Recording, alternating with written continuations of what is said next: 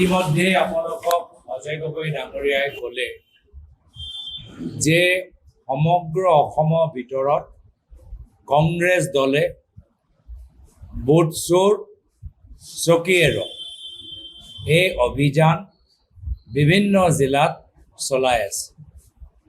এই গোটেই অভিযানৰ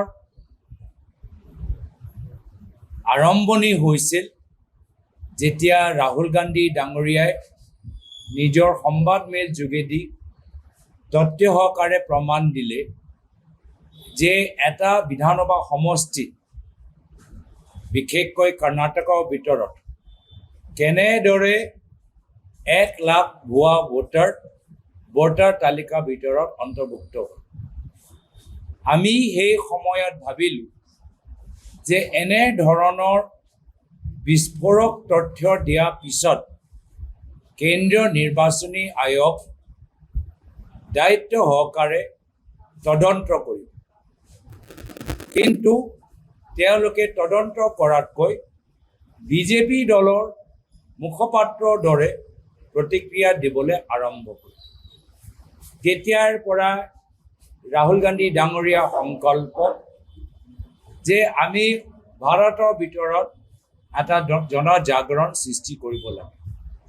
তেওঁ ইতিমধ্যে বিহাৰত ভোট অধিকাৰ যাত্ৰাত অংশগ্ৰহণ কৰিছে আৰু আমিও প্ৰায় প্ৰতিখন জিলাৰ ভিতৰত অসম প্ৰদেশ কংগ্ৰেছ কমিটি এটা সজাগতা সভা আমি নিজৰ বুথ পৰ্যায়ৰ এজেণ্টসকলৰ লগত কৰিবলৈ সক্ষম হৈছোঁ। আৰু ইতিমধ্যে অসমৰ ৰাইজ গম পাই গৈছে যে অসমৰ বিজেপি দলৰ ভিতৰত মাত্ৰ গৰু চোৰো নাই, গৰু চোৰৰ লগতে বুট চোৰো সোমাই আছে। আৰু সেইকাৰণে অসমৰ ৰাইজে কোনো পধ্যৰে এই বুট চোৰসকলৰ সপোন বাস্তৱ হ'বলৈ নিদিয়ে আৰু জনসাধাৰণৰ লগত কংগ্ৰেছ দল থিয় দিয়ে।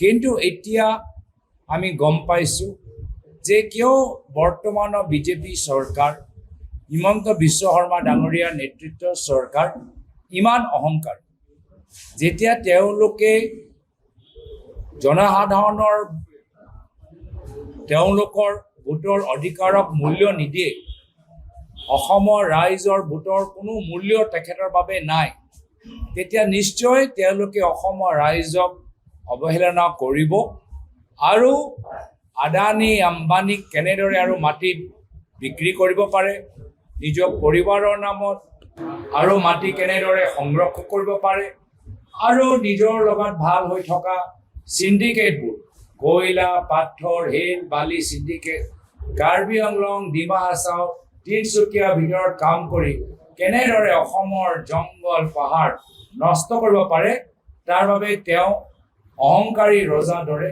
নিজৰ শাসন চলাই আছে। যাৰ ফলত কি হৈছে যে অসমৰ ৰাইজৰ আজি আগৰ দৰে উন্নয়ন হোৱা নাই, অসম আজি পিছ পৰি গৈছে।